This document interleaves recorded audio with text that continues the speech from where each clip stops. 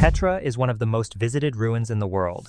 It is one of the new Seven Wonders, filmed for Indiana Jones and photographed for over a century. So how did a stone monument the size of an Olympic pool sit half a mile from the entrance for 2,000 years and get missed by everyone? It took a satellite and a drone to finally see it in 2016. A giant raised platform, a grand staircase, and a small building on top that opens to the east. We went looking for who built it and why. Here is the strange part. The thing that kept this monument hidden was not that it lay buried deep or lost in some far canyon. It sat on an open ridge, in daylight, close enough to the main path that people had walked past it for generations. What hid it was how ordinary it looked from the ground. A low rise of stone and sand, ringed by old farming terraces, easy to read as just another fold in the hillside. For 100 years, the plainness of it was the disguise. To understand how something that big goes unseen, you have to understand the place it was hiding in. Petra sits in the Red Desert Mountains of southern Jordan. 2,000 years ago, it was the capital of the Nabataeans, a people who started out as desert traders and ended up running one of the richest trade routes on Earth. Spices from Arabia, incense from the south, silk and salt and metal all moved through their hands. They taxed the caravans, guided them through the wilderness, and grew wealthy enough to build something no nomad tribe was supposed to be able to build. They carved a city straight into the cliffs. And they did it in a place that should never have supported a city at all. Petra barely gets rain. So before the Nabataeans cut a single temple, they solved the water. They lined the canyons with clay pipe. They cut channels into the rock walls to catch every drop of the rare storms. They built dams to steer flash floods away from the streets, and cisterns to hold water through the dry months. In a desert, they engineered a reliable supply for tens of thousands of people. That hidden plumbing, more than the carved fronts everyone photographs, is the real Nabataean genius. To reach the city, you still walk the same way traders did, down a narrow crack in the rock called the Sick, a winding gorge over half a mile long, with walls that climb hundreds of feet on either side. It is stunning, and it also turns dangerous the moment it rains, because that slot funnels flash floods straight at the city. The Nabataeans knew it. They cut a dam and a tunnel to divert the floodwater around the gorge, so a sudden storm miles away could not drown the crowds inside. Put simply, they were controlling a river they could not even see coming, from the far side of a mountain. Once the water was under control, then came the stone. They cut temples and tombs into the rose-colored sandstone, some of them towering more than 100 feet up a solid cliff face, with columns and chambers cut straight into the rock. And they built ceremonial spaces too, including open-air platforms cut high on the mountaintops, places for offerings and gatherings looking out over the valley. Hold that last detail close, because it matters later. The Nabataeans already built raised ceremonial platforms. Petra has known examples of them. So the idea of a big open stage for public ritual is not foreign here. It fits the culture, which is exactly what makes the new monument so hard to explain. More on that in a moment. First, the fall. Because this city did not stay a capital forever. Over time, the trade routes shifted toward the sea, and the caravan money that built Petra began to dry up. Rome absorbed the Nabataean kingdom. Then the ground itself turned on the city. A massive earthquake struck in the year 363, and another in 551, cracking the carved facades and collapsing the buildings the Nabataeans had raised on open ground. Slowly, the population drained away. And then, the wider world simply forgot Petra was there. For centuries, it belonged only to the local Bedouin, who lived among the ruins and kept its location to themselves. No Europeans set eyes on it. It slipped off the map entirely. That changed in 1812. A young Swiss traveler named Johann Burckhardt heard rumors of a lost city hidden in the mountains. He could not just walk in, so he disguised himself as a Muslim pilgrim, claimed he had come to sacrifice a goat at a shrine near the ruins, and talked a local guide into leading him through the narrow canyon. He kept his eyes down and his notebook hidden, and he became the first outsider in centuries to walk into Petra. So remember this, Petra is a place that was already lost once and then found by a man in disguise. Keep that pattern in mind. A lost place, found by an outsider, it is about to happen again. Because ever since Burckhardt, Petra has been studied harder than almost any ruin on the planet. 2 centuries of archaeologists have mapped it, measured it, and dug in it. It became a UNESCO World Heritage Site.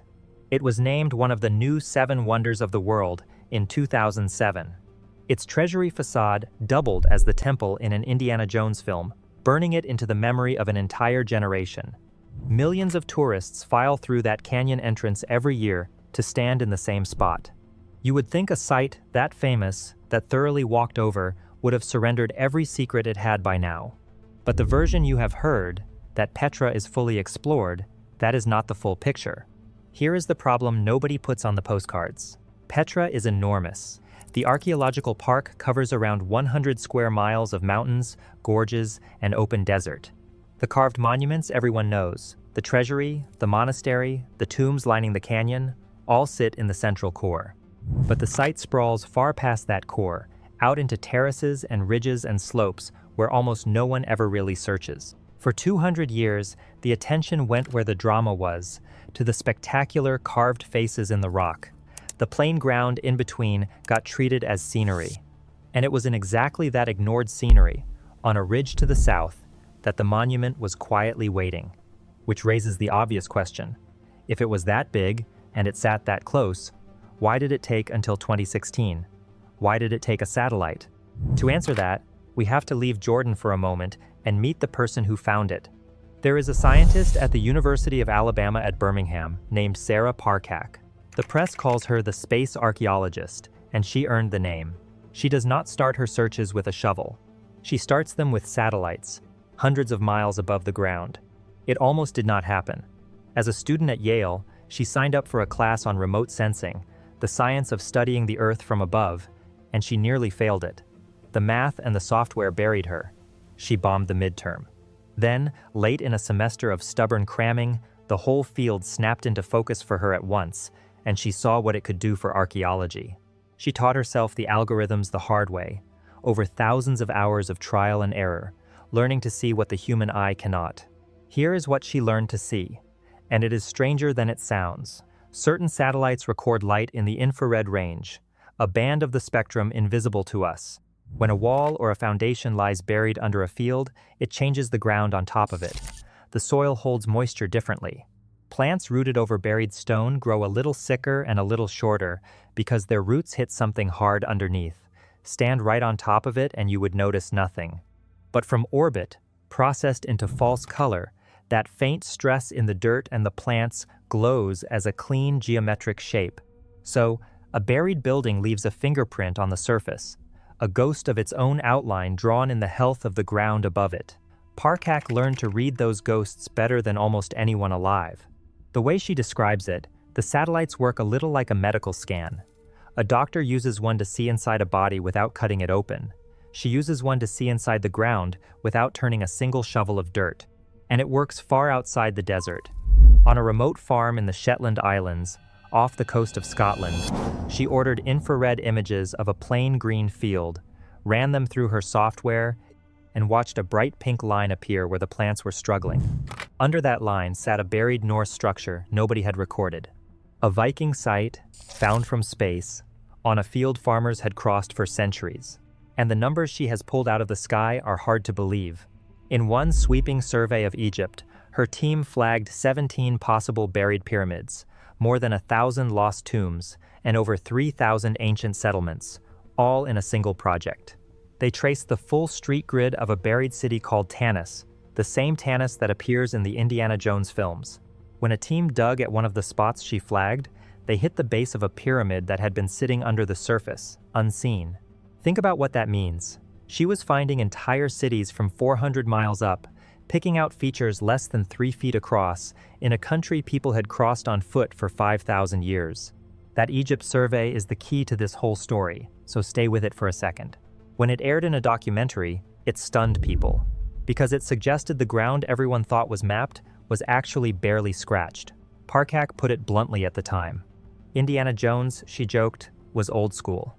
The new frontier was not a whip and a hat. It was a screen and a satellite feed. By 2016, she was a National Geographic Fellow, and she had just won the TED Prize, a major award for a single world-changing idea. Her track record said the ghosts on her screen were real. And that track record is the entire reason to take the Petra image seriously. A strange shape on a satellite photo is easy to wave off. A strange shape flagged by the woman who found 17 pyramids is a lead you get on a plane for. For Petra, she pulled high-resolution imagery from Google Earth and from a pair of commercial satellites called Worldview 1 and Worldview 2. She processed the pictures the way she had trained herself to, teasing out the faint patterns most eyes slide straight past. A few spots on the ground pulled at her. One of them, on that southern ridge, looked wrong in an interesting way. Too straight, too square. Nature rarely builds in clean right angles. That one hard edge on the screen was the thread that would unravel everything. It had been lying on that hillside, visible to anyone who climbed up there, for 200 years. Everyone had read straight past it. But a satellite image is a first step, not a final answer. A promising shape from orbit still has to be checked by someone standing on the actual dirt. That someone was an archaeologist named Christopher Tuttle, who had spent 20 years working at Petra. He took her flagged targets and led 4 separate trips out onto the ground to see what was really there. Walking that southern ridge, the team started finding it. Scattered pottery, cut and shaped stone, and the clean, straight edges of something built by hands, not weather. And Tuttle, a man who knew this site as intimately as anyone on Earth, admitted something that tells you how well hidden it was. He had worked at Petra for 20 years, and he had always sensed something was up there on that ridge. He just could never have told you what. Then they sent up drones. Flying cameras low over the ridge, the team photographed the ground from angles no person on foot could reach, straight down from above. And from that overhead view, the shape everyone had missed finally snapped together. Not a random scatter of stone, but a clean rectangle, an obvious platform, edges running arrows straight across the hillside. The satellite had found it. The drone confirmed it. The ground had simply been the wrong place to stand. And there is a strange symmetry in that. Petra was lost, and then found in 1812 by a man in disguise who had to trick his way past a guide to see it. 2 centuries later, a piece of Petra was lost again, hidden inside the found city, and it took a different kind of outsider to reveal it. This time, the outsider was a machine in orbit, quietly stripping away the disguise the ground had worn for so long. You would think that in 2 centuries, with all those experts on site, someone would have flagged it. Nobody did. That is the maddening heart of this find. It was not invisible. It was unrecognized. The clues had been sitting on the surface the entire time, in plain sight of experts. It took a view from space to draw the lines between them and turn scattered stones into a shape. So what exactly was up on that ridge? This is where it gets good. Once the team mapped it, the scale came into focus, and it was bigger than anyone expected. The main feature is a giant rectangular platform, roughly 184 feet long by 161 feet wide. That is about the length of an Olympic swimming pool and twice as wide. A single, flat stone stage the size of a small stadium field. And it is not just one slab. Set inside that huge platform is a second, smaller platform, about 150 feet on a side. And this inner stage was once paved with flagstones. Along its eastern edge ran a row of standing columns, and those columns crowned a monumental staircase, a broad ceremonial set of steps climbing up onto the raised platform.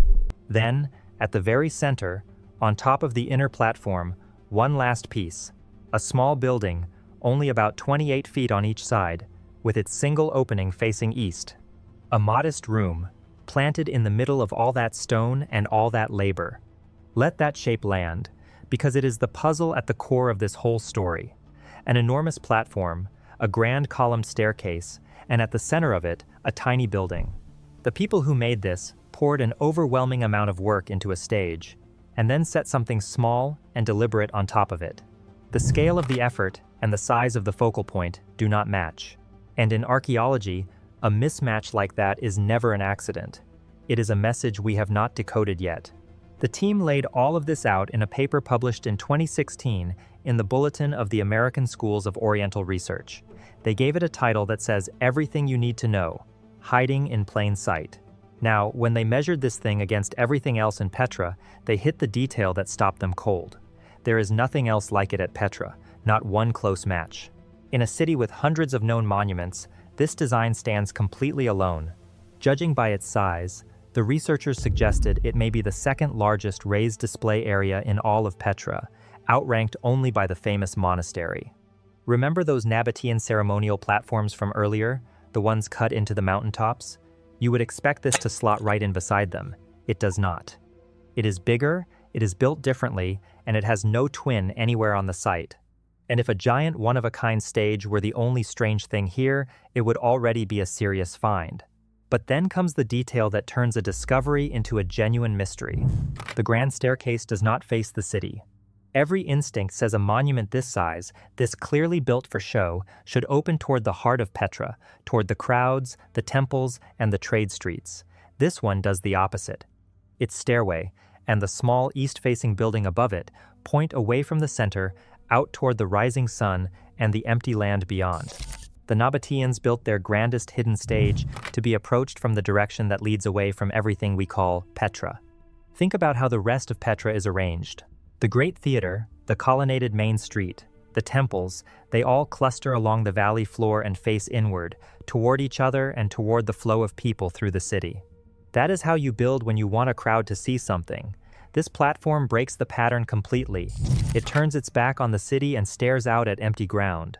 Why would anyone aim their most impressive monument at the wrong horizon? Nobody can answer that yet. And that open question is not a weakness in the story.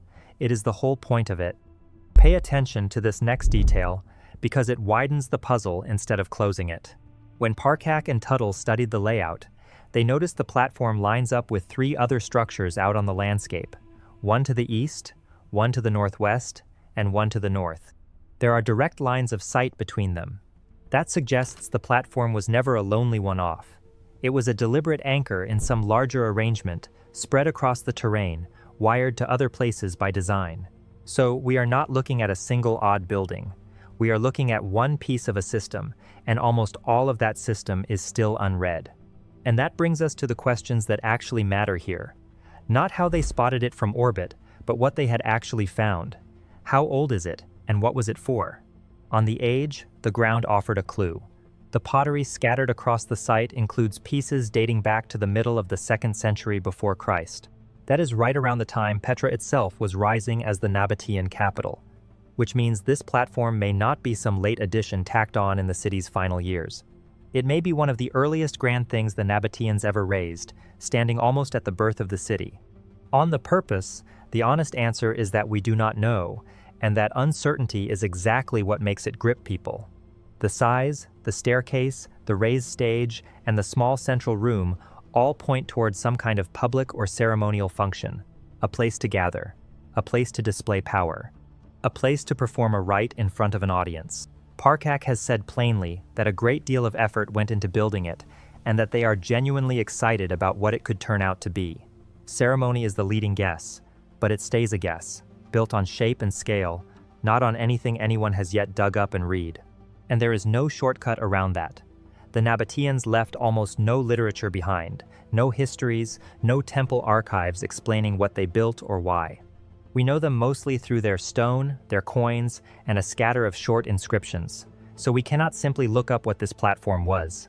The people who could tell us have been silent for 2,000 years. So much for the idea that the most explored city on Earth had nothing left to say. And the mystery does not even stop with the Nabataeans. Centuries after they were gone, a second chapter may have been written on the very same stone. There are hints the platform was reused long after its builders vanished. Some researchers have floated the idea that in the Byzantine era, it could have served as a chapel, and that in later Islamic centuries, it may have been used for something far more everyday, even as a campsite. Layer on layer of possible history, and not one layer confirmed. There is a reason this story keeps getting talked about, and it is not just the monument itself, it is what the monument forces you to admit. Because here's the caveat that makes the whole thing bigger rather than smaller. This platform has barely been excavated. What exists so far is the view from orbit, the drone photos taken from above, and a handful of ground visits that traced the outline and collected loose pottery. The real evidence, the floors, the foundations, whatever might still lie inside that central building, is untouched. Every deep question about this place is still sealed under the sand. Think about what a careful dig might turn up. The base of an altar, if this really was a place of ritual.